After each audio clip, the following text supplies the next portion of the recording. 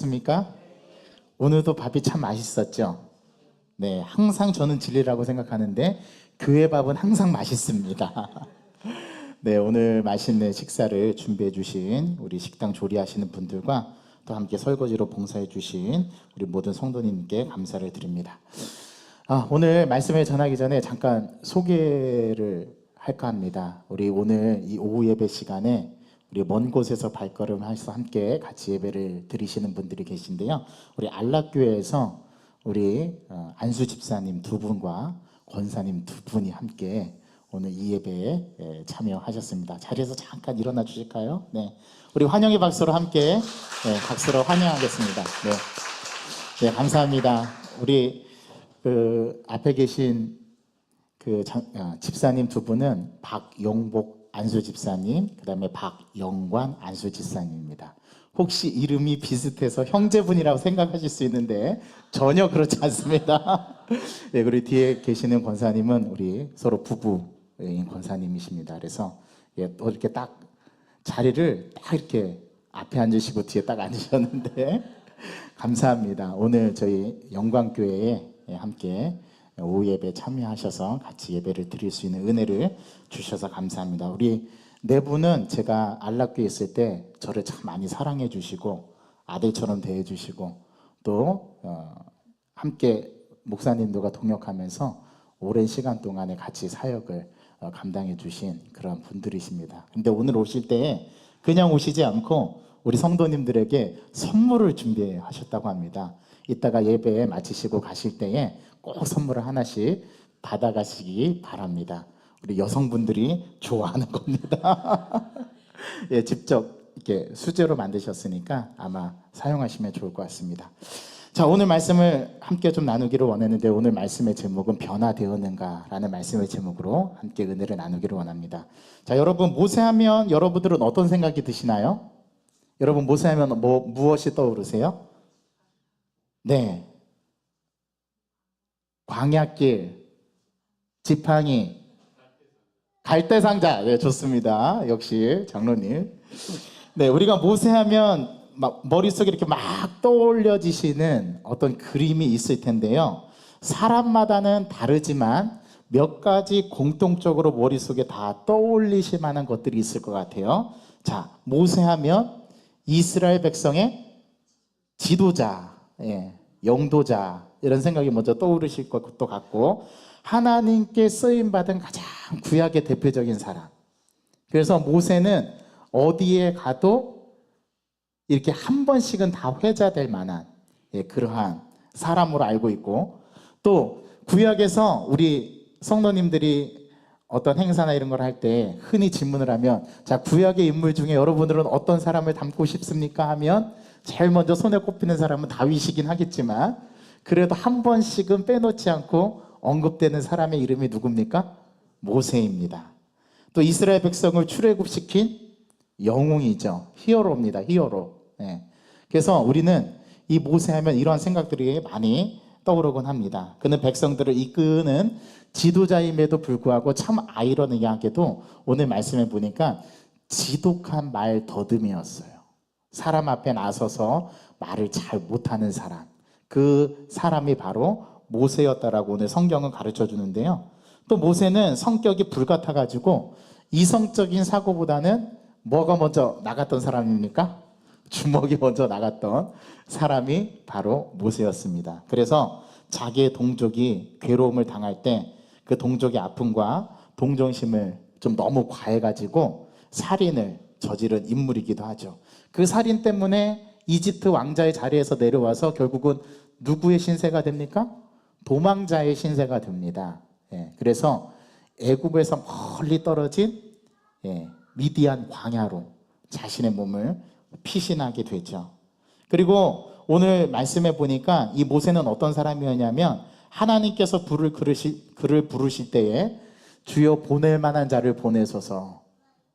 저는 안 됩니다.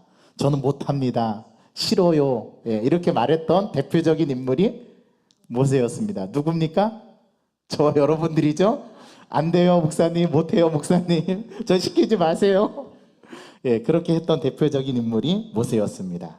저는 안 됩니다. 저는 못합니다. 그런 부정적인 기질의 소유를 했던 사람이 바로 그런 기질적인 모습이 있었던 사람이 바로 모세라는 거죠. 그런데도 하나님께서는 그런 모세를 어떻게 하셨어요? 민족의 지도자로 삼으셨어요. 그리고 이스라엘 백성들을 출애굽하게 하는 그러한 인물로 사용하셨습니다. 오늘날의 인간적인 기준에서 지도자를 선출한다면 아마도 모세 같은 사람은 쓰임받기 어렵지 않았을까? 그렇지 않을까요? 예, 말도 지독히 못해요. 또 지도자로서 하나님이 부르셔도 안 해요. 저는 못해요. 이렇게 저를 부르지 마세요. 보낼 만한 자를 보내소서. 이렇게 말할 수 있는 사람이 모세였다라면 아마 오늘날 지도자로 선출받기는 굉장히 어려울 겁니다. 하지만 은사보다도 더 중요한 것이 뭐냐면 하나님께서 부르신다라는 거죠. 능력보다 더 중요한 것이 있습니다. 그게 누군가에게 쓰임 받느냐. 그게 더 중요한 거예요. 오늘 모세는 그럼에도 불구하고 하나님 앞에 쓰임을 받는 놀라운 지도자가 되었는데요. 아마 사람들이 생각할 때 그래도 이 시대의 지도자라고 한다면 아마 지도자에 합당한 몇 가지 조건과 기준이 있을 거예요. 그렇죠? 그런데 오늘 모세는 그런 것과는 좀 거리가 있는 사람이었던 것 같습니다. 그래서 이 시대에 타인과 겨루어서 좀 실력이 출중하고 또 그런 능력을 발휘하도록 돕는 것, 그런 것도 굉장히 중요하고 우리 다음 세대들과 자녀들이 그러한 인물로 성장해 가도록 부모님들이 돕는 역할도 굉장히 중요하지만 진짜 중요한 거는 누구에게 붙들려서 쓰임 받느냐가 더 중요하다는 사실을 오늘 모세를 통해서 우리에게 말씀해 주십니다. 그렇다면 하나님께서 그래도 하나님이 사람을 선택하시고 사람을 들어 쓰는 데 있어서 또 하나님께서 원하시는 기준이 있을 거 아니에요. 그렇죠? 이사야 55장에 보면은 나의 생각은 너희 생각과 달라서 내 생각은 너희 생각보다 높고 내가 하는 것은 너희들이 하는 것보다 더 깊다. 그러면서 하나님의 기준과 하나님의 생각에 대해서 말한 이사야 선지자의 구절이 있는데 그렇다면 우리는 하나님이 어떤 사람을 들어 쓰시는가 한번 생각해 볼 필요가 있겠죠. 여러분 어떤 사람을 모세와 같이 지도자로 부르시는가? 하나님께서 사람을 사용하신다면 그 사용하시는 사람의 기준이 무엇일까? 또 하나님의 뜻과 부르심을 아는 것이 그래서 중요한데요. 적어도 하나님께서 부르셔서 하나님의 방법대로 사용하시는 사람이 있다면 그 사람이 어떻게 하나님 앞에 부름받을 수 있는지를 살펴보는 것은 굉장히 중요하지 않을까 싶습니다. 여러분 사람의 기준과 하나님의 기준이 다를 수 있지 않겠어요? 그렇죠? 그러면 하나님께서 원하시고 하나님의 기준이 무엇인가를 아는가가 우리에게는 굉장히 중요한 문제입니다. 그래야 우리들도 하나님 앞에 부름받고 하나님 앞에 쓰임을 받을 수 있지 않겠어요? 아마 사람의 기준을 말한다면 우리는 몇 가지 기준을 나열할 겁니다. 첫 번째, 일단 명문대학을 나와야 된다. 그렇죠? 그 다음에 언변이 뛰어나서 상대방을 압도할 만한 그러한 실력을 갖춰야 된다. 또 어떤 기준이 있을까요? 일단 외모가 잘생기고 수려해야 한다. 또 뭐가 있을까요? 카리스마가 있어서 상대방을 압도해야 한다. 저는 카리스마가 있습니까? 예, 웃는 거 보니까 없는 것 같아요. 자, 그 다음에 또 어떤 조건이 있을까요? 떡잎부터 알아볼 만큼 타고난 탁월함이 있어야 된다. 즉 유전자가 달라야 된다. 이게 사람의 기준에서 본다면 아마 이런 기준이 지도자를 뽑고 지도자로서 이렇게 선택받을 수 있는 조건에 해당되는 그러한 스펙일 겁니다. 그런데 하나님의 기준은 그런 것들이 아니래요. 오늘 모세를 보면은 우리가 생각했던 그런 기준과는 전혀 다른 지득한 말더듬이요, 성격에 이상이 있는 사람이요, 또 이성적인 사고보다는 주먹이 먼저 나가는 그러한 사람임에도 불구하고 하나님의 위대한 지도자로 부름을 받았다? 그러면 도대체 하나님의 기준은 뭘까? 그럼 그런 생각 되지 않습니까? 어떤 사람을 하나님께서 사용하시는지, 어떤 사람이 그렇게 하나님 앞에 쓰임받을 수 있는지 그 비결을 안다면 오늘 우리가 자라나는 다음 세대들에게도 이 기준을 좀 알려줄 수 있고 우리 부모로서 우리 다음 세대에게도 좀 더 좋은 지도를 할 수 있을 텐데 어떻게 하면 하나님 앞에 쓰임받고 인생을 한 번 사는 인생이라면 위대한 삶을 살다가 하나님 품에 안겨야 되지 않겠어요? 그렇죠? 이왕 살 거면.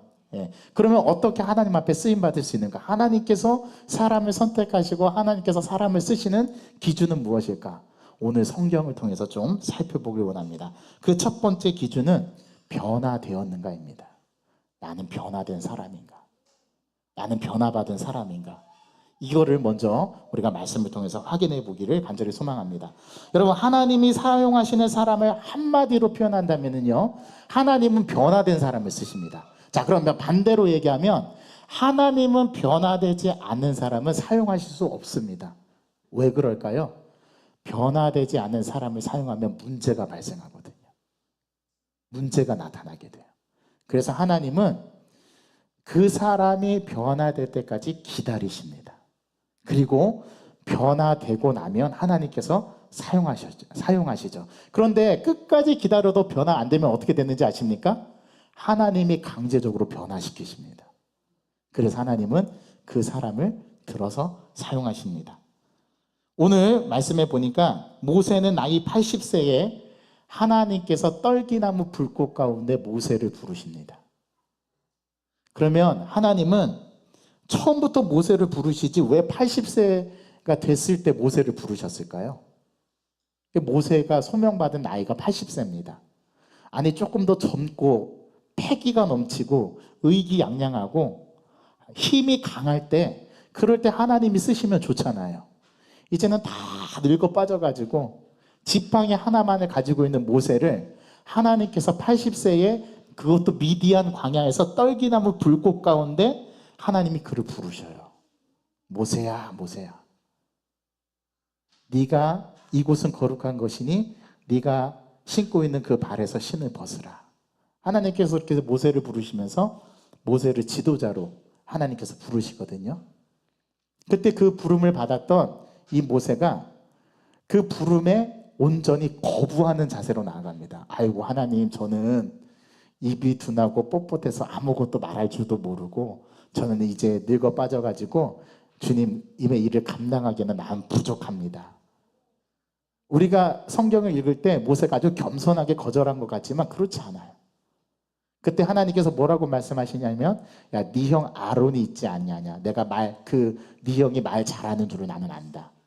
내가 아론을 너에게 붙여서 일을 하게 할 테니까 너는 내 형 아론에게로 가라. 그랬더니 한사코 모세가 거절하고 거부하죠. 어떻게 거부합니까? 싫어요. 못해요. 안 돼요. 라고 했던 게 모세입니다. 그렇게 완강하게 거부했을 때 하나님이 모세에게 강권적으로 말해서 모세를 결국에는 하나님께서 지도자로 사용하시죠. 우리 눈은 근시안적이어서 이렇게밖에 생각을 못해요. 하나님께서 모세를 사용하시려면 조금 더 일찍 이집트 왕자였을 때 부르면 막강한 권력을 가지고 하나님의 일들을 더 감당할 수 있었을 텐데 훨씬 더 하나님의 일들을 하기에 좋은 자리에 있지 않았는가. 우리는 그렇게 생각할 수 있지만 그때 모세는 준비되지 않았습니다. 그는 모든 걸 다 누렸어요. Everything. 모든 것을 누릴 수 있는 지위와 역할을 가지고 있었어요. 그런데 그때 하나님이 모세를 부르지 않습니다. 어떤 때 모세를 부르시냐면 가장 밑바닥에 있을 때. 이제는 이집트의 왕자의 지위가 아니라 천한 목동으로 그 시대의 고대 근동에서 가장 직업군이 안 좋은 목동으로 전락했을 때, 그가 미디안 광야에서 왕자의 삶을 버리고 누더기 옷을 입으면서 야생에서 생활하고 들에서 노숙하고 동물들과 함께하는 그러한 자신의 인생의 밑바닥 가운데 있을 때 하나님이 그를 부르십니다. 그리고 그를 민족의 지도자로 사용하시죠. 이렇게 실상은 하나님이 모세가 변화되기까지 기다리셨어요. 어떻게 기다리셨어요? 40년 동안이나. 그가 이집트의 왕자로 40년을 지냈고 미디안 광야에서 40년을 지내서 80살이 되었을 때 하나님께서 그를 부르셨는데요. 그렇다면 왜 하나님께서 40년 동안 기다리셨을까요? 모세가 훈련받지 않은 그 기간을 40년 동안 훈련을 시키셔서 이제 내 말 좀 잘 들을 때까지 하나님께서 기다리신 겁니다. 그리고 모세를 그렇게 광야에서 훈련시켜 주셨죠. 모세가 광야에서 도대체 어떤 삶을 살았을까요? 여러분, 이집트 왕자로서 살았을 때는 더할 나위 없이 좋았겠죠. 궁중의 기름진 음식을 먹고 모든 사람에게 왕자로 추앙받으면서 자기의 모든 권력을 다 누려볼 거 누려보고 해볼 거 다 해보고 누가 어떤 행동을 해도 금할 사람이 없고 파라오의 입에서 나오는 그 말은 곧 법이었기 때문에 이 모세가 파라오의 왕자 아들로서의 그 지위는 막강했을 겁니다. 자기가 모든 것을 다 할 수 있고 모든 일들을 다 누려볼 수 있고 자기가 해볼 수 있는 그때에 모세에게 하나님은 필요 없었어요. 자기가 말하는 것마다 법이 되고 자기 아버지의 권력과 자기가 가진 권력을 위시해서 모든 것을 할 수 있었을 때는 하나님이 필요 없습니다. 그런데 자기가 살인을 저지르고 살인자로서 도망자의 신세가 되었을 때는 상황이 달라졌죠. 그는 광야에서 가장 밑바닥의 인생을 경험합니다. 그때 그가 배운 것이 무엇이었을까요? 아, 나는 이렇게 연약한 존재구나. 나의 인생은 여기서 이제 끝이구나. 내가 이제 무엇을 할 수 있을까?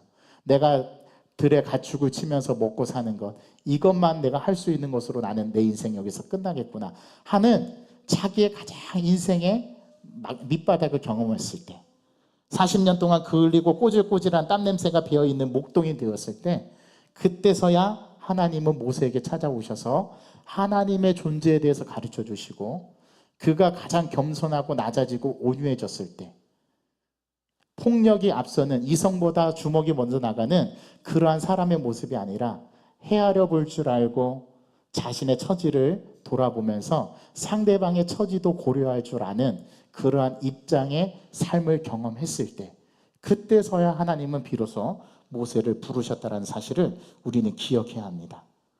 광야 40년 동안에 사는 법을 배웠겠죠.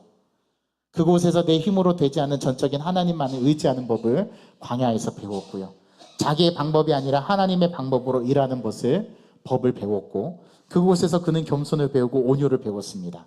중요한 것은 이 모세의 겉사람도 변했지만 그가 가지고 있던 내면이 변화되었죠. 그래서 이제는 자신이 아무것도 가지지 않았지만 자신의 삶을 초월해서 이제는 자신의 인생을 누군가에게 맡길 수 있는 단계가 되기까지 하나님은 그렇게 모세를 훈련시키셨습니다. 여러분, 출애굽했다는 의미가 무엇입니까? 이스라엘 백성이 애굽에 살다가 애굽에서 나와 가나안으로 들어갔다는 외형적인 변화를 말하는 게 출애굽이 아닙니다. 오히려 성경이 강조하는 것은 이스라엘 공동체, 하나님의 백성이 출애굽을 통해서 예배 공동체가 되었다라는 것이고 그들이 더 이상 애굽의 노예가 아닌 하나님의 백성으로서 거듭난 새 삶을 살 수 있는 길이 열려졌다라는 것이고 더 이상 애굽의 노예가 아닌 하나님의 백성으로 거듭났다라는 것을 강조하는 게 출애굽 사건입니다. 그리고 그 출애굽 사건을 통해서 하나님께서는 하나님의 백성에게 지도자를 세워주시는데 그 지도자가 누구였다라고요? 모세였다라는 겁니다. 그래서 이스라엘은 하나님께 경배하는 법과 예배하는 법과 봉사하는 법을 아는 백성으로 거듭날 수 있었죠. 그래서 하나님께서 그 백성들에게 하나님 사랑과 이웃 사랑이라는 두 가지의 대전제가 되는 십계명을 주시지 않았습니까? 하나님 백성답게 새로운 신분의 삶을 살아가라고 그들에게 십계명을 준 거죠. 하나님이 사람을 사용한다면 반드시 이러한 변화를 겪은 사람을 사용하신다라는 겁니다. 제가 생각해 봤어요. 왜 하나님께서는 안락교회에서 8년 9개월 동안 부목사로 있게 하셨을까? 그것도 대한민국에서 전혀 제가 살아보지 않은 경상도 땅에 저희 본가도 떨어져 있고 저희 제 아내의 친정과도 물리적인 거리로 가장 최남단에 떨어져 있는 이곳으로 부르셔서 8년 9개월 동안 훈련시킨 이유가 무엇일까? 정답은 딱 하나입니다. 영광교회 담임 목사로 쓰시기 위해서 부목사의 기간을 8년 9개월 동안 그것도 이 경상도 지역에서만 제가 2009년도에 목사 안수를 받았거든요. 그러면 제가 이제 15년째 만 15년째 목사 안수를 받고 이제 목회를 하고 있는 거예요. 그 목회 일정 가운데 목회 여정 가운데 8년 9개월은 제 생각에는 미디안의 광야 시간이 아니었을까. 제가 지금까지 목회하면서 가장 어려움을 겪었던 때도 바로 이 기간이었던 것 같아요. 말할 수 없을 만큼. 네. 그래서 하나님께서 그 보상으로 영광교회에서 행복한 목회할 수 있도록 우리 좋은 성도님들 만나고 이렇게 좋은 성도님들과 함께 이렇게 신앙생활 하라고 저를 8년 9개월 동안 훈련시키신 것이 아닐까, 그런 생각을 해봤습니다. 아, 저도 그때는 모세처럼 완벽하게 하나님 앞에 훈련받는 기간, 그 기간이 없이는 제가 담임 목사가 될 수 없는 그러한 시간이었던 것 같아요. 하나님은 저를 그렇게 조련하시고 훈련시켜서 이제 하나님 말 잘 들어먹을 정도 되니까 저를 부르신 것 같아요. 저는 또 욕심이 많아가지고 이왕에 부르시면 저 위쪽 지방으로 불러주셨습니다. 근데 하나님은 그 하나님의 기준은 그게 아니었던 거예요. 사람의 기준으로 말한다면 잘생겨야 된다, 명문대학을 나와야 된다, 언변이 탁월해야 돼서 다른 사람을 제압할 수 있는 능력, 스킬들이 있어야 된다. 그 다음에 또 여러 가지 스펙이 좋아야 한다. 뭐 여러 가지 사람들이 말하는 조건이 있겠지만 하나님의 기준은 그런 조건과 거리가 멀다라는 거. 하나님은 어떤 사람을 들어 쓰시냐면 속사람이 변화된 사람, 내면이 하나님께서 가장 원하시는 대로 훈련된 사람을 하나님 사용하십니다. 저는 이걸 믿어요. 훈련되지 않으면 쓰임받을 수 없어요. 또 준비되지 않으면 하나님 앞에 쓰임받을 수 없어요. 어쩌면 여러분들이 지금 당하는 고난, 어려움, 또 여러분들이 겪고 있는 삶의 여러 가지 부딪히는 문제들도 어떻게 보면 여러분들을 하나님께서 더 좋은 사람으로 쓰임받을 수 있도록 훈련시켜 가는 것이라는 거, 저는 그걸 믿습니다. 아, 목사님 제 나이 이제 80인데요. 여러분 80대도 하나님 쓰신다니까요. 모세는 80세에 부름받았다니까요. 자, 진정한 인생은 몇 세부터 시작된다? 80세부터 시작된다. 예. 우리 나이 희끗희끗 하신 분들도 염려하지 마세요. 얼마든지 하나님 앞에 쓰임받을 수 있어요. 단, 내가 쓰임받기에 준비되었는가? 그게 중요합니다. 하나님의 기준에 의해서 나는 그렇게 훈련된 자인가? 여러분, 오늘 말씀을 준비하면서 저는 성경의 여러 인물들을 살펴봤어요. 여러분, 사도행전을 읽어나가다 보면 바울이 사도행전 27장에서 로마행 여행을 하고 있는데 그 가운데 바다 가운데 뭐를 만납니까? 유라굴로 광풍을 만납니다. 유라굴로 광풍을 만나게 되는데 하나님께서 허락하신 로마행인데 바울에게 왜 유라굴로 광풍이 이 고난이 덮친 것일까요? 하나님이 허락하신 거거든요. 이 로마행 여행을 갔는데 왜 바울에게 유라굴로 광풍이 필요할까요? 그냥 가시게 하면 되고 그냥 그곳에서 하나님의 역사를 드러내면 될 텐데 이런 드라마틱한 그런 상황을 주님께서 설정하셔서 바울에게 유라광풍을 만나게 하시고 배가 완전 파손됩니다. 그리고 그레데 섬에 도착하게 돼서 거기에서 보블리오라는 추장을 만나가지고 그 사람의 질병을 고쳐주는 치유의 역사를 일어나게 하고 경험하게 하죠. 왜 하나님 이러한 퍼포먼스와 이런 우여곡절, 이러한 스토리를 왜 만들어 가시는 거죠? 단 하나. 누구를 만드시기 위해서? 바울을 만드시기 위해서.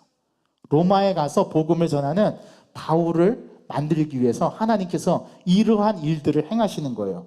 제가 볼 때 굳이 유라굴로 광풍 필요 없거든요. 그런데 하나님은 이러한 기가 막힌 방법을 통해서 유라굴로 광풍을 만나게 하시고 그 배에 있었던 그 모든 사람들 273명이 다 누구를 의지하게 만들어요? 바울을 의지하게 만듭니다. 그리고 마침내 그들이 로마에 도착했을 때는 이 273명이 누구의 동역자가 돼요? 바울의 동역자가 돼요. 놀라운 사건이죠. 이렇게 고난만이 줄 수 있는 축복이 있습니다. 만일 유라굴로 광풍이 없었다면 바울은 혈혈단신으로 로마에 들어갔을 겁니다. 그런데 이 유라굴로 광풍을 통해서 273명의 동역자를 얻습니다. 바울을 따르는 사람들, 바울의 기적을 체험하고 하나님의 역사를 두 눈으로 목도했던 그들은 로마에서 바울의 동역자가 돼요.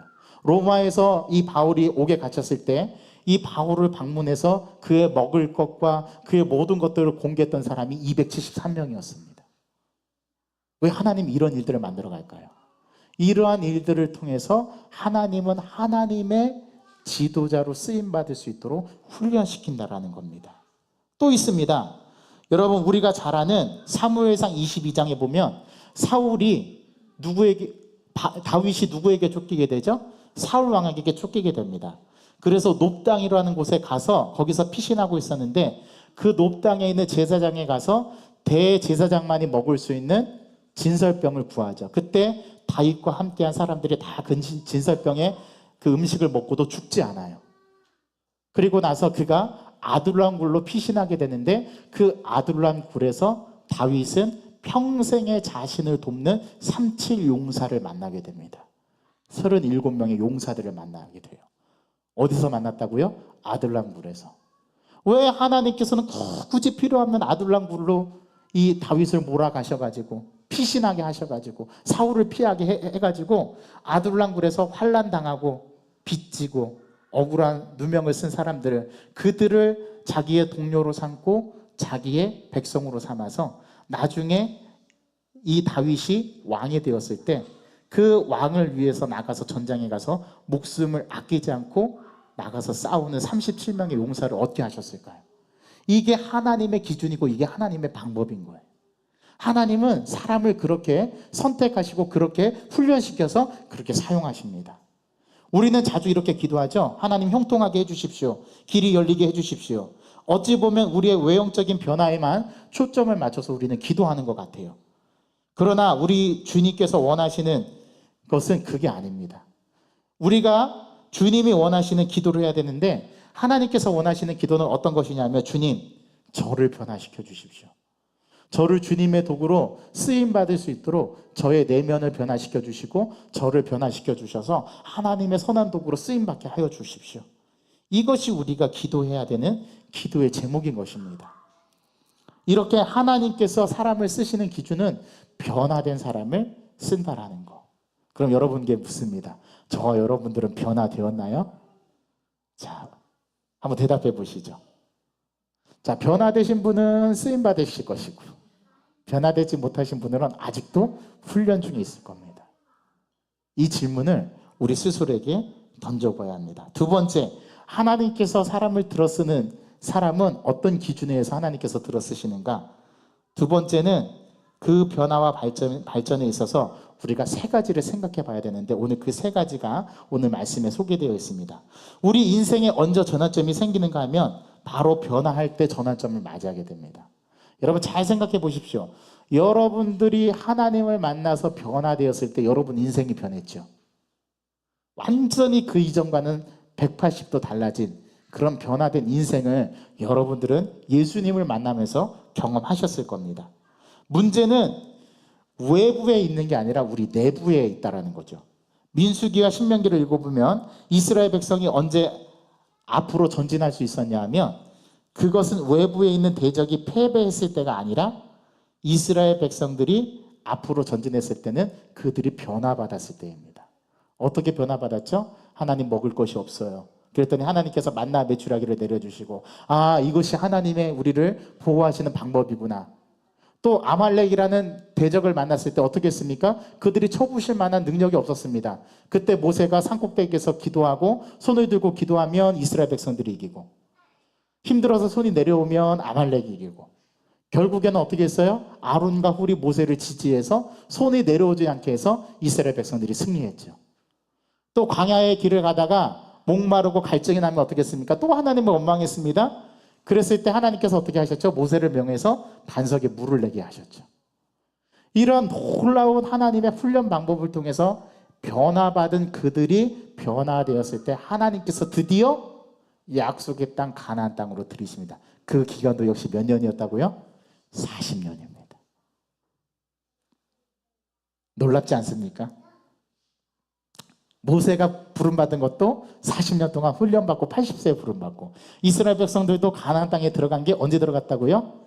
하나님 말 잘 듣는, 하나님이 뭐라고 하면 예 알겠습니다 이렇게 순종할 때까지 훈련시켜서 그러한 수준이 되었을 때 하나님께서 가나안 땅으로 들이십니다. 그리고 모세에게는 너는 못 들어가, 그렇게 말씀하셨죠. 언제 그들이 전진했냐면 변화받았을 때 그들이 전진했습니다. 그러면 변화를 통한 인생의 진보가 있기 위해서는 우리 세 가지 준비가 필요한데요. 첫 번째는 어떤 준비가 필요하냐면 인생의 나침반이 되는 말씀의 기준이 있어야 합니다. 하나님께 쓰임받기 위해서 변화되려면 그 기준점이 말씀입니다. 말씀에 의해서 우리가 변화받아야 돼요.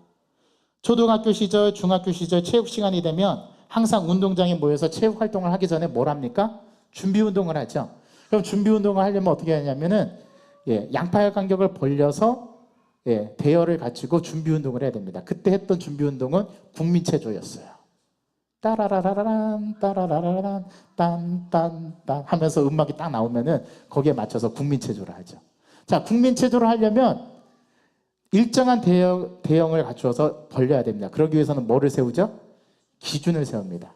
앞에 있는 선생님이 너 기준해 그러면 기준 하고 손을 올리고 내리면 자, 양팔 간격으로 좌우로 벌려면 쫙 일사불란하게 벌려서 간격을 만들죠. 여러분, 이렇게 준비 운동을 하기 위해서 기준이 필요한 것처럼 우리가 변화받은 사람으로 거듭나려면 우리에게도 기준이 필요합니다. 그게 뭡니까?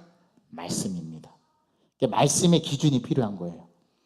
우리의 신앙에 있어서 전진과 진보가 있으려면 말씀이라는 기준을 튼튼하게 해야 됩니다. 왜냐하면 기준점이 무너지면 모든 것이 무너지기 때문에 그래요. 기초가 무너지면 다 무너지는 거예요. 여러분, 우리들도 공부했던 시절을 돌이켜보면 여러분 초등학교, 저는 국민학교 세대거든요. 제가 국민학교 1학년 때 들어갔을 때 제일 먼저 한 게 뭔지 압니까? 기역, 니은, 디귿, 리을, 미음, 비읍, 가, 나, 다, 라, 마, 바, 서 이거 제일 먼저 배웁니다. 한글을 먼저 배워요. 그 다음에 초등학교 1학년 때 가장 먼저 배우는 게 사칙연산이죠. 더하기, 빼기. 여러분 곱하기, 나누기 먼저 배우지 않습니다. 왜냐하면 곱하기, 나누기를 할 수 있으려면 더하기, 빼기가 되어야 돼요. 그래서 더하기, 빼기를 먼저 가르쳐 줍니다. 철수에게 토마토 5개가 있었습니다. 영희가 토마토 3개를 가져왔습니다. 그러면 철수와 영희에게 있는 토마토는 총 몇 개일까요? 정답은 7개라고 대답하면 큰일 납니다. 옆에 있는 선생님이 잘 돌봐줘야 됩니다. 8개가 정답이죠. 이렇게 사칙 영산부터 배우는 게 이게 기초죠. 신앙도 마찬가지예요. 신앙에는 속성이 없어요, 여러분. 처음부터 차근차근 다 배워야 합니다. 말씀을 통해서 하나님을 알고 예수님을 알고 성령님을 알고 이것이 다 잘 되었을 때 우리의 신앙은 전진할 수 있고 우리의 신앙은 이렇게 향상될 수 있죠. 그러기 위해서는 말씀을 읽고 묵상하고 말씀의 원리와 기초로 무장하는 것이 중요합니다. 그래서 제가 부임해서 제일 먼저 한 게 뭐라고요? 말씀 묵상. 그 다음에 또 뭐 했어요? 기도. 말씀 묵상과 기도는 우리 신앙의 가장 큰 두 축이라고 말씀을 드렸죠. 이 두 가지가 밸런스, 균형이 맞아야 돼요. 그렇게 될 때 우리는 속사람이 변화될 수 있습니다. 여러분, 아무리 단어를 많이 알고 잘 암기해도 고급 문장을 배우지 않으면 영어를 탁월하게 구사할 수 없다고 합니다. 그래서 영어 시간이 되면 뭐를 배우냐면 학생들은 문법을 배워요. 투부정사, 동명사, 분사. 많이 들어보셨던 내용이죠? 아마 고등학교, 중학교 때 수도 없이 했을 겁니다. 이러한 고급 영어를 구사하려면 영어 단어를 많이 알고 뜻을 많이 한다고 해서 영어를 탁월하게 구사할 수 있는 게 아니래요. 그에 따른 고급적인 문법 실력을 갖추어야 고급 영어를 구사할 수 있다고 합니다. 마찬가지입니다. 원리와 기초가 없으면 탁월함을 이뤄내기가 힘들어요. 그래서 기초를 부지런히 쌓고 부지런히 연단하는 것이 바로 그런 이유에서 하는 겁니다. 신앙도 마찬가지입니다. 말씀을 열심히 읽고 묵상해야 합니다. 그래야 그 말씀 가운데 하나님의 뜻을 분별할 수 있고 하나님께서 나에게 원하시는 계획이 무엇인가를 알 수 있어요. 여러분, 제가 결혼하고 나서 신혼여행을 미국 배낭여행을 갔습니다. 저는 휴양지로 신혼여행을 가지 않고 아내와 상의를 해가지고 미국에 유학을 전체해 두고 미리 탑사를 갔어요. 서부와 동부 지역, 특별히 이제 동부 지역은 아이비리그 학교에서 대학교라고 해서 5개의 대학교가 있습니다. 여러분 많이 들어보셨죠? 하버드, 예얼, 그 다음에 보스턴, 그 다음에 프린스턴, 이런 대학교가 상위 탑 클래스 미국의 학교들이에요. 제가 가고 싶었던 학교는 프린스턴이었습니다. 프린스턴은 미국 동부의 뉴욕에서부터 남동쪽으로 조금 아래에 약 50km 떨어진 곳에 위치한 게 있는데, 대학 하나 전체가 마을을 이루고 있어요. 그래서 프린스턴이라는 도시는 대학촌입니다. 대학촌. 대학이라는 그 어마어마한 그 도시가 하나의 도시를 이루어요. 그 프린스턴 딱 들어가면 중심에 딱 대학교가 있고, 그 대학교를 중심으로 이렇게 마을들이 있어요. 그 마을들은 전부 다 그 대학을 중심으로 이루어져 있습니다. 그곳에 배낭여행을 간 적이 있는데, 그때 미국에 가려고 비행기를 타고 갔거든요. 배 타고 간 게 아니라 비행기를 타고 갔는데 13시간 동안 비행기 안에 꼼짝없이 갇혀서 갔는데요. 그 비행기가 무려 몇 킬로미터의 속도로 비행하는지 아십니까? 800에서 900km, 시속 900km로 이렇게 비행기가 날아가요. 그런데 저는 비행기 안에서 마치 정지되어 있었던 것 같은 느낌을 가졌습니다. 근데 제가 중학교 때, 저는 시골에서 자랐거든요. 중학교까지는. 고등학교는 이제 도시로 나가서 유학을 갔는데, 중학교 때까지는 부모님 밑에서 살았어요. 근데 저희 집에는 오토바이가 있었습니다. 저희 아버지가 몰고 다니신 오토바이였는데, 시골에서는 운전면허가 없어도 모든 중학생들이 다 오토바이로 운전해. 아버지 몰래 오토바이 끌고 나가가지고 타고 다니고. 그런데 그 오토바이를 몰면서 제가 한 가지 경험했던 거는, 시속 60km를 달려도 그렇게 짜릿할 수가 없어요. 그리고 시속 100km로 달리면은 진짜 총알같이 쉥 하고 지나갑니다.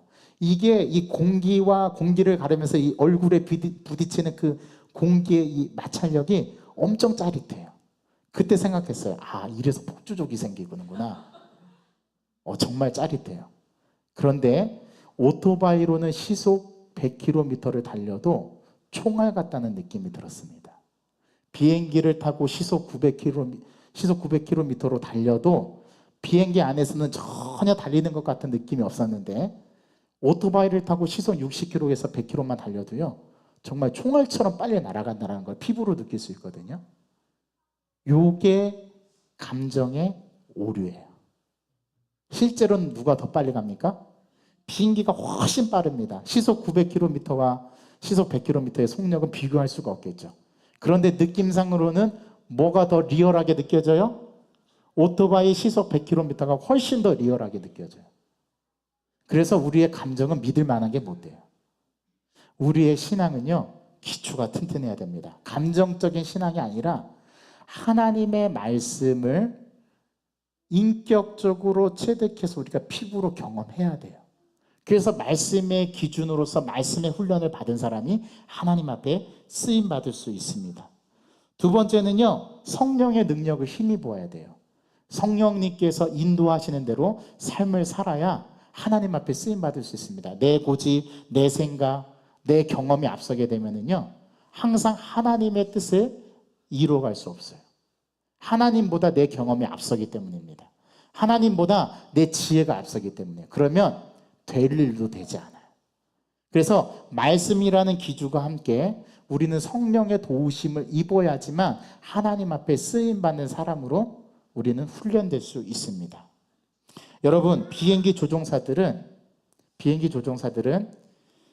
착시를 이기기 위해서, 자신의 경험을 이기기 위해서, 자신의 어떤 노하우를 극복하기 위해서 항상 계기판을 보고 조종하는 계기 조종 항공 운항법을 훈련한다고 합니다. 이게 뭐냐면요, 우리가 아무리 느낌상 위쪽이 하늘이고 아래가 땅인 것처럼 느껴져도 비행기를 타고 높은 구름 위에 올라가서 보면은 위에가 하늘인지 아래가 하늘인지, 위에가 바다인지 아래가 바다인지 헷갈릴 때가 있대요.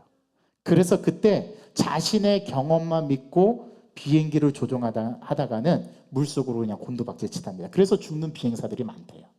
특별히 전투기를 조종하는 그 비행사들은 항상 계기판을 보고 이렇게 운전하는 그러한 훈련을 하게 된답니다. 그래야 사고를 방지할 수 있대요. 자기의 경험보다도, 또 자기의 어떤 노하우보다도 계기판을 믿고 훈련하는 연습을 한다라는 거죠.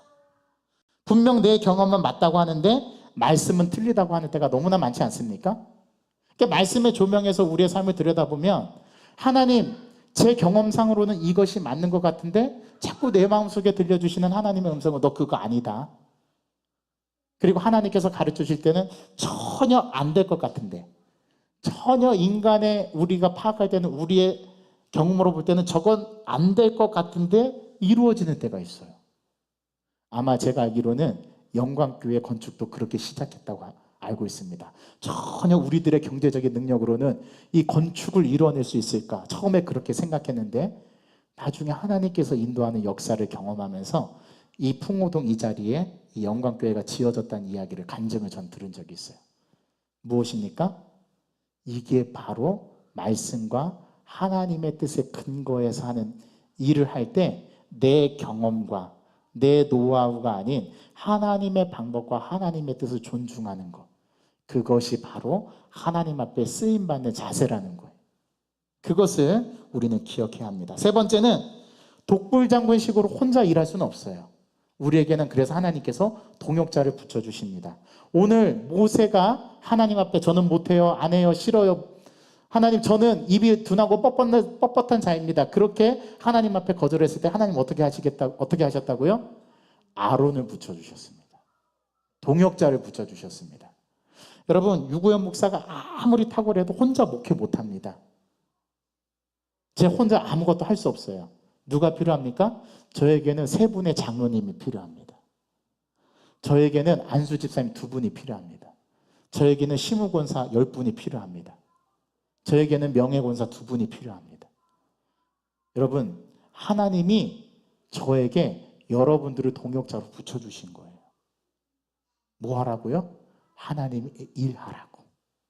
또 여러분들이 아무리 탁월해도 목회자 없으면 안 되잖아요. 그렇죠? 그래서 하나님께서 저를 여기로 보내신 거예요. 여러분들에게 동역하고 여러분들을 서포트하라고. 저 목사라고 해서 군림하거나 그러지 않습니다. 저의 철저한 제 목회관은 저는 여러분들을 돕는 거예요. 목회자로 여러분들을 지탱하고 서포트하고 지지하고 영적으로 여러분들이 충만하게 되기까지 좋은 말씀의 꼴을 먹이고 여러분들이 잃어버렸던 하나님의 신앙을 되찾도록 여러분들을 권면하고 지도하고 영적으로 세워져 갈 수 있도록 제가 뼈대를 만들어주고 제가 영적인 버팀목이 되어주는 것. 그게 목회자입니다. 저는 여러분들을 도우라고 이곳에 보내심을 받았지 이곳에서 목사로 군림하라고 저를 보내시지 않으셨어요. 그래서 저는 여러분들에게 헬퍼입니다. 헬퍼. 여러분들을 도와주는 사람. 여러분들의 신앙을 돕는 사람. 그게 제 역할인 거예요. 하나님은 이래서 저를 여러분들에게 붙여주시고 여러분들을 저에게 붙여주신 거예요. 혼자 목회 못합니다. 여러분들이 도와주시고 저도 여러분들을 도와야 합니다. 그랬을 때 전혀 되지 않을 것 같은 일이 놀라운 하나님의 역사로 저와 여러분들이 도구로 쓰임받아서 하나님의 일을 이루어가는 거죠. 저는 이걸 믿습니다. 우리 영광교회 성도님들 이렇게 해야 하나님 앞에 쓰임받을 수 있습니다. 하나님께서 쓰시는 사람의 기준은 이렇답니다. 우리는 얼굴이 잘생겨야 된대요. 저 그렇게 잘생기지 않았죠? 잘생겼나요? 네, 감사합니다. 네, 고개를 끄덕거려 주신 박연석 권사님 감사합니다. 우리 세상적인 기준에서 보면 잘생겨야 된다, 지도력이 탁월해야 된다, 카리스마가 있어야 된다, 그리고 모든 일에 기술들이 뛰어나야 된다, 스펙이 다양한 경험이 있어야 된다. 그런 거 우리 하나님은 중요하지 않답니다. 중요한 거는 뭐냐면 내가 하나님 앞에 쓰임받을 수 있도록 그렇게 속사람의 변화를 이루었는가. 이게 더 중요하대요.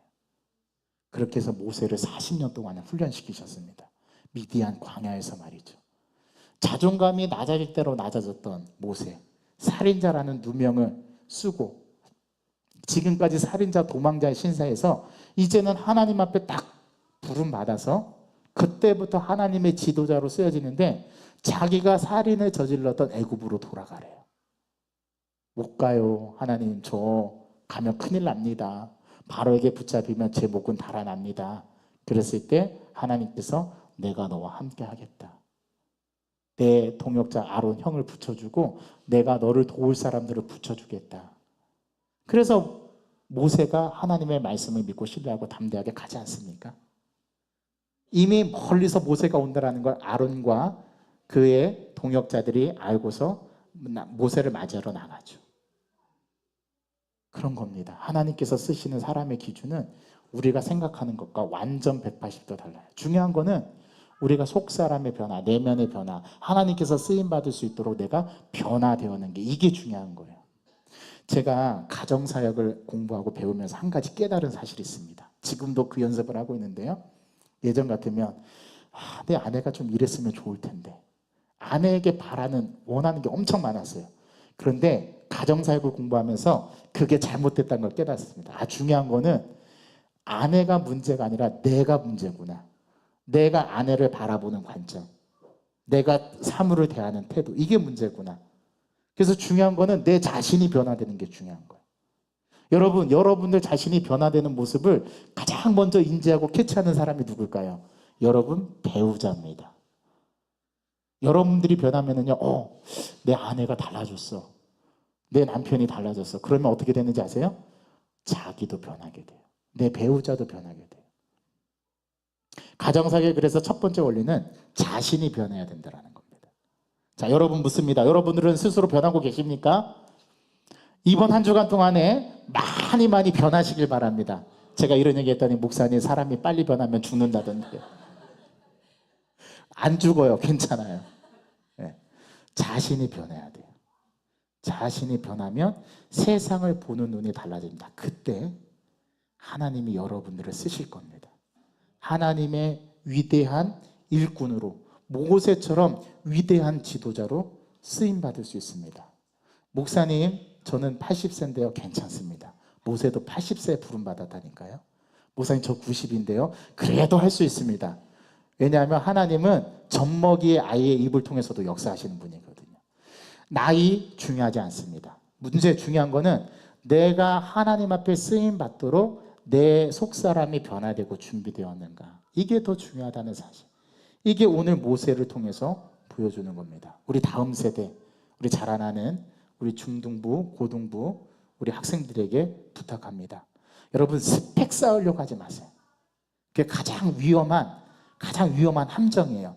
스펙 쌓다가 주님도 버리고, 스펙 쌓다가 주일도 버리고, 스펙 쌓다가 부모님도 버려요. 그 어리석은 길을 가지 마세요. 스펙 쌓지 말라는 말 아닙니다. 중요해요. 중요한데 그보다 더 중요한 거는 내 자신의 변화를 이뤄가고 있는가가 더 중요한 거예요. 그러기 위해서 우리가 훈련하는 거 아닙니까? 그러기 위해서 우리가 예배드리고 또 우리가 양육하고 또 우리가 제자 훈련하고 앞으로 할 건데요. 예, 그런 훈련을 하는 게 왜 그렇게 하는 겁니까? 내 속사람의 변화를 이뤄가기 위해서. 그래야 하나님이 쓰시니까. 그런 삶을 사는 저와 여러분 되기를 주님의 이름으로 간절히 소망합니다. 하나님 아버지, 오늘 모세를 통해서 하나님은 어떤 사람을 쓰시는가, 어떤 사람을 사용하시는가, 어떤 사람을 들어서 쓰시는가를 오늘 말씀을 통해서 우리가 배워봅니다. 하나님께서는 속사람이 변화된 사람, 내면이 변화된 사람, 외형의 변화도 중요하지만 그보다 더 중요한 것은 하나님 앞에 쓰임받을 수 있도록 우리가 변화되었는가. 이것이 우리들에게 삶에서 가장 중요하다는 사실을 오늘 말씀을 깨우쳐 봅니다. 하나님, 저희들은 또 오늘부터 한 주를 살아가게 됩니다. 우리의 삶에 다니는 한 주씩 사이클을 이루면서 살아가기 때문에 하나님 앞에 쓰임받고자 모든 사람이 다 원할진데, 하나님, 우리가 쓰임받을 수 있는 길은 우리 속사람이 변화되었을 때 하나님은 모세를 지도자로 부르셔서 사용했던 것처럼 우리를 사용하시기를 원하시는 그 하나님 앞에 우리가 응답할 수 있다는 사실을 오늘 말씀을 통해서 깨우쳐 보는데, 하나님, 우리가 한 주간을 살면서 주님 앞에 속사람이 변화된 사람으로 바뀌어져가는 놀라운 삶을 살 수 있도록 저희들에게 힘과 용기를 허락하여 주옵소서. 하나님, 우리들이 몰라서 못 사는 것이 아니라 살아낼 힘이 없어서 못 사는 것임을 고백하고, 그 힘을 하나님 앞에 공급받기 위해서 이 공적인 예배 가운데 임재하시는 성령 하나님을 저희들이 찾고 기대하며 하나님 앞에 간구하고 기도할 때 하나님께서 저희들에게 힘과 용기와 능력을 부여해 주실 줄을 믿고 한 주간을 살아낼 때에 그 힘을 주실 줄을 믿사오니 그 은혜를 경험하는 한 주의 삶이 되게 하여 주시옵시고 다음 주는 이번 주보다 더 하나님 앞에 쓰임받을 수 있는 속사람이 변화된 사람으로 우리 자신을 바꾸어가고 만들어갈 수 있도록 인도하여 주옵소서. 우리의 내면을 주님 앞에 다시금 말씀과 기도로 무장하고 또 말씀과 기도로 우리의 내면을 다스려가면서 그렇게 성숙하고 건강한 신앙의 모습으로 저희들이 조금씩 변화되어 갈 수 있도록 도와주시고 마침내 그 변화의 끝과정에는 하나님께서 쓰임받을 수 있도록 저희들을 자신을 내어 맡길 수 있는 저희들의 신앙의 모습으로 성장할 수 있도록 인도하여 주옵소서. 특별히 우리 다음 자라나는 세대가 이 사실을, 이 기초를 깨닫고 지금부터 비전을 발견하며 꿈을 발견하며 하나님 저를 변화시켜 주시고 제 삶 가운데 깊숙이 개입하여 주시고 저의 삶을 주님께서 다스려 주셔서 나의 이 중학교 시절과 고등학교 시절을 의미 있고 보람차게 잘 준비될 수 있는 그러한 훈련의 시기로 삼게 해달라고 기도할 수 있는 우리 다음 세대들 되게 도와주옵소서. 우리 자라나는 초등학교 우리 학생들을 주님께서 기억하여 주시옵시고 그들이 주님 앞에 소망을 두고 비전을 품고 하나님 앞에 귀하게 신앙으로서 훈련된 자들로 성장해 갈 수 있도록 우리 다음 세대를 주님께서 축복하여 주옵소서. 예수 그리스도의 이름으로 감사하며 기도하옵나이다. 아멘. 우리 그러한 마음을 담아서 우리 함께 같이 찬양 나누기를 원하고 하나님 앞에 기도하는 시간 갖겠습니다. 우리 목마른 사슴 다는 찬양, 우리 찬양 함께 손을 들고 찬양하겠습니다. 목마른 사슴, 목마른 사슴